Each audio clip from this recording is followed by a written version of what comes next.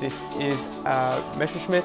It is in 48 scale by Eduard, so it's going to be a lovely kit in the weekend edition range. The BF109G-10 WNF Diana. Hello, I am Kobey from Hands Hobbies, and today we are looking in an Eduard kit. We are unboxing the BF109G-10 WNF Diana. This is Messerschmitt. It is in 48 scale by Eduard, so it's going to be a lovely kit in the weekend edition range. So weekend edition, it has the same sprues as a profile pack. There's two different types of Eduard kits, three actually. There's the dual combos and the special boxes. There's the profile packs that come with one in a pack, and they give you a bunch of extras to really detail up your model. And then there's the weekend edition, so it comes with all the parts and a lot of schemes that you can choose from. The early ones only came with 2 schemes. And you can build it up with the detail of a profile pack just without the photo etch in there, and you can get it done. So let's have a look in here and see what this BF109 is about.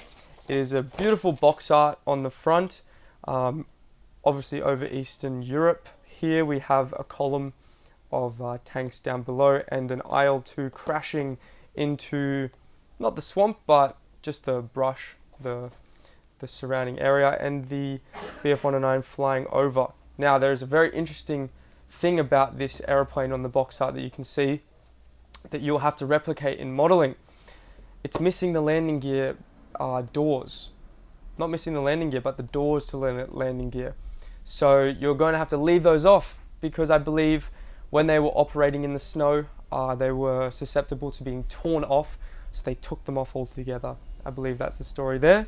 So that is it there. This is the G10 variant, so we'll have a look at some of the differences between that and an earlier G6. And yeah, we'll have a look straight into the box.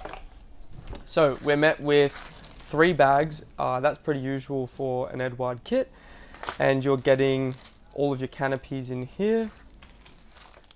You're getting the fuselage, your propeller, your horizontal stabilizers in the other one. You got your rudder, the wheels here, some interior parts, and your wings are on the back here with the pitot tube attached, which I'll talk about soon. And then you're getting all of your interior parts and exterior parts, more rudders. A lot of the parts from these kits you don't use. They are transferable across all of the other types of BF109s. So this is a pretty generic sprue that they include in here. As you can see, you're getting prop types from the E version to the G version, all the way up to the K version, as well as the... we'll go into it and I can zoom in a bit more. Getting a lot of bombs, a lot of tire types, different spokes for the rims. For the wheels, and you just have to follow along carefully, making sure that you're putting the right ones in. I believe they've updated this. They've now slide molded the exhaust stacks, which we can take a closer look at, which is a really nice detail, especially in this scale. You don't have to go in and get any resin upgrades to get that really nice detailed look on the exhaust stacks. So we'll come in and have a closer look at those later, but for now let's start off with the decals and the instructions. So, oh, it looks like you get three decal sheets in there. Okay. I'm usually used to getting 2 in an Eduard kit. You get all of your specific to the aircraft, the type of plane, on 1 decal sheet, and then all of the stencil data is a generic BF109G stencil. So once again, like the parts, you have to choose carefully which stencils are for you. And then there's a 3rd one in there, which makes me think maybe it's for the Czech version. I believe it's a Czech aircraft that you get in there. Let's just take a quick look. It could be the stencils in a different language. They're not in German. I haven't opened this yet, so it's just a presumption. So let's have a look. So all in a very beautiful register. They have a baking paper on the front there. Very fine register, very beautiful register, but the film over the top of them is very fine, so it's easy to hide when you're building the model. So there's that, and then the second piece of stencil data is here, which is specific to this model, which makes me think that they updated some of the decals going along. So here you go there. That doesn't look like German. No, definitely Czech. I was right. So these are the Czech options for the aircraft. If it is Czech, I just want to double check that. Yes, Czechoslovakia. Police Air Patrol Unit. We'll have a look into that scheme in a minute. And then obviously you get your bigger decals here. I'm just going to leave them in there. You get a nice instrument panel decal. I love the detail on these. If you can really like press that into the piece of plastic, it looks absolutely mint. I've done it myself on a F4 BF109, and it just comes up fantastic. You've obviously got quite a few decals here. Ones I've got my finger over. There you have it. Very nice serial number. Okay, put this back in and we'll go and head into the instructions, which are one of the best parts of an Eduard kit after the detail that you are getting on the plastic with all of the riveting detail and everything. Absolutely beautiful. So let me just put those back in there. Okay, put that there. Okay, so we have paper instructions. They used to be a gloss paper, now they are a matte paper, but they're still printed in color, which is just fantastic. Lovely to have colored instructions. Makes it a little bit more comfortable for me to work my way through. Probably a little bit, I don't know, princess of me, but no, I like it. You've got some nice history here. The Eduard are really well known for honing in on history of aircraft. They have a newsletter every month with just aircraft specific information that they've gathered, and then obviously you have here on the front of the kit, as usual with a lot of models, they give you a brief history of the aircraft. Over here, as I was saying before, everything in blue is what you're not using. So these like generic sprues that you're getting, I and H, are from a lot of other 109Gs, so even down to E's and whatnot. So all that in blue you will not be using. Everything else you will be. Here there's two different tails that it's coming with. You want to use this one over here. They were made out of wood, funnily enough. And then the canopies, obviously you're only using 3 of those, and the bulkhead there probably had bulletproof glass instead of the what was it? So they changed in the gallant hood is what it's called, which we'll look at soon. They went from a like little cushioned bulletproof plate to one with a piece of glass for a little bit more rear line of sight when they were turning around looking behind them, because they did not have bubble tops, and that was what the gallant hood also achieved. By extending that piece of glass further back towards the canopy, they could look around and not be obscured by framing on the inside, where they would where the aircraft could be obscured in their vision behind them, such as a Mustang or a Spitfire. Okay, making our way downtown to this part of the build. We're going to need to drill out some holes here. I presume they're potentially for seat belts. But it's saying to take a drill bit and go into here. The rudder, the elevator trim, I think it is. Those are there. We've got the fuel line. The latest part to be assembled in the model. Oh yes, that's because this seat here, I believe, you have to put that in first before you put that in. And then obviously painting it up for that black, and then that clear bit in the middle so that you could see the fuel.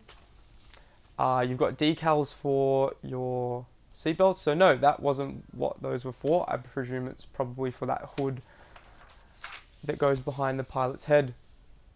The sides of the cockpit coming in with some little parts being put on. You need a decal for that.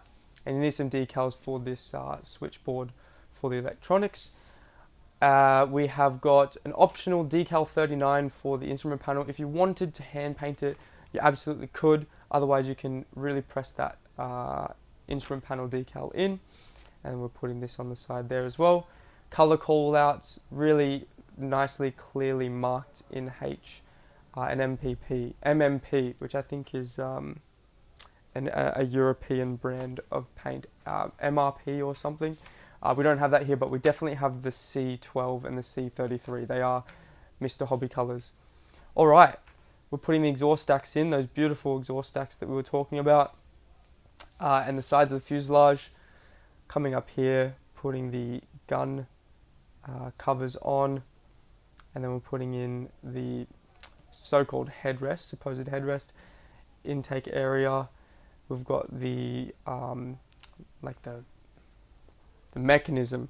It's not even a mechanism, it's just the hinge area for the cowlings, your gun nozzles going in, the barrels.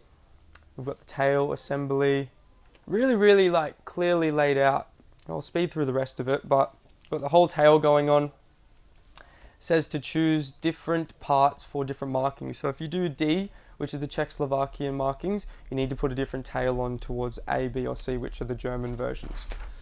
Right, coming over into the wings, we've got the wheel wells, tops of the wings going on, fuselage going on, ailerons, we've got cooling system, intake at the front, the flaps positioned lowered for when the aircraft is on the ground, as the hydraulics would not keep them up, they would just slowly sag down once the plane had no power. And then we've got the wheels going on, gun sight up here, there's that clear part that I was talking about before where they could see through. Propeller being made down here. You can choose to have the canopy open or have it closed. Putting that all together and you're done. You're into the schemes. So this is December 1944, JG52, a G10. I believe it was captured, yes. It was photographed in Bavaria, at the airport in Bavaria of May 1945. It's a beautiful photo. I've got it on an A4 piece of paper. Really cool aircraft that you're looking at here. And the photo is pretty cool. As you can see, it's got one solid green wing and the other in that camouflage there. And then all the patchwork been made for that and a covered up spinner. Over here you've got quite a different philosophy of painting. It is very minimal. You've just got the 24 on the rear. It was Staffel 5 of the Russian Liberation Army. There you go. You can have a read of this if you like. There you go. The Diana factory. There you have it. There's the scheme there. Very nice minimal scheme. And then over here we've got one in Nuremberg in Germany, so you can have a read of that if you'd like to pause. Photographs of Black 16 show that the Hungarian national insignia was sprayed directly onto the camouflage.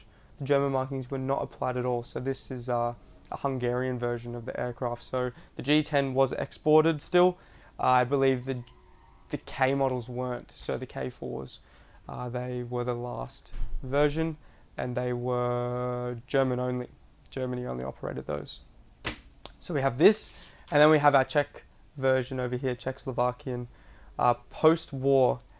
It's not a BF-109 at this point, it's an Avia S99, so I believe they bought a bunch of the Messerschmitts and they upgraded them and painted them, and they used them in their Air Force through the 50s. I believe this one, 1947, I believe up to the 50s. I could be wrong, but that was their aircraft that was in their Air Force. Wonderful. Another thing to note is the stencil data is on a separate page. So on all of those, on all of those call outs that I just showed you with all the colors, it doesn't have the stencils on them. You have to come here and you have to decipher this. All these little stencils going onto the aircraft, different versions have different stencils, so on. so you have to make sure of that. And then on the back, these are some upgrade sets if you wanted to make this not a weekend edition. So if you wanted to go ham and put a full resin cockpit in, photo etch, different sheets, brass, wheel, gear, full engine detail. This is a sweet, no, what is this one? The Look instrument panel, which is all pre-done. You just pretty much just pop it straight in there, and it's all pre-painted like that. And they also have a decal version as well. There you go. So canopies are pretty straightforward. I will mention that they are very, very clear and very nice. I'll take a really quick look at the exhaust stacks. Eduard has a very solid plastic as well. So, exhaust stacks, I'm going to try and zoom in on these ones here, as well as the gun barrels. So, I mean, you will be using the ones to the very left. Tiny little bit of cleanup needed, but they were actually welded down the middle of the exhaust stack. So, you don't really need to clean that up, just around where the slide molded exhaust bits are. So that's them there. And then you will be using the gun barrels on the very left hand side for the cowling, I believe. So there you have it. I believe this is maybe some other exhaust stacks here with the cover. If it asks for these, you can use a little brush shim to create that cover for them. I do recommend popping these really nicely, beautiful, detailed exhaust stacks in. So that's those ones. And then I won't take the, oh actually yeah, I will take it out.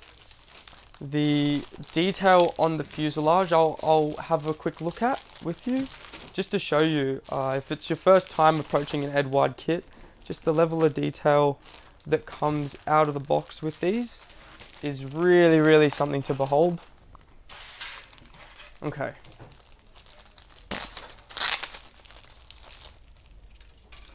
Alrighty.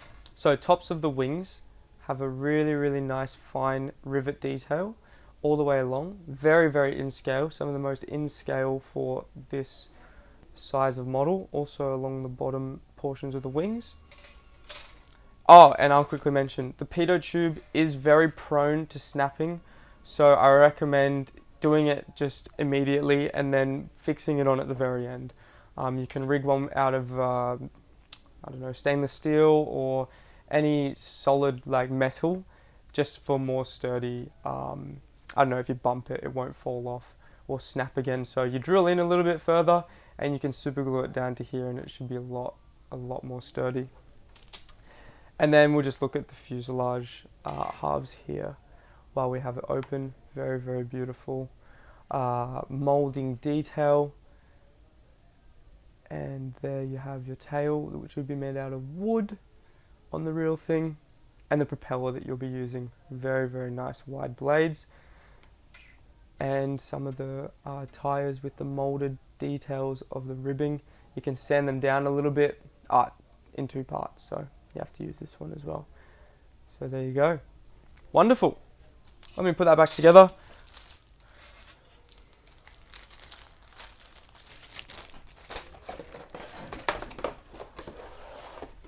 So, that has been a quick review of the BF109G-10 from the Diana factory by Eduard in 48 scale, the weekend edition. So this is a quicker build. I hope you've enjoyed and you've had a really nice time looking at this beautiful kit with me. I've got one of these in my stash, admittedly. I really like the idea of the no covers on the wheel wells, and it's a cool photo of the aircraft in Germany in 1945. So a little bit of history on that one as well. And yeah, go and find one, go and build, have the best time. We will see you in the next review. Until then, have a great day. Cheers guys.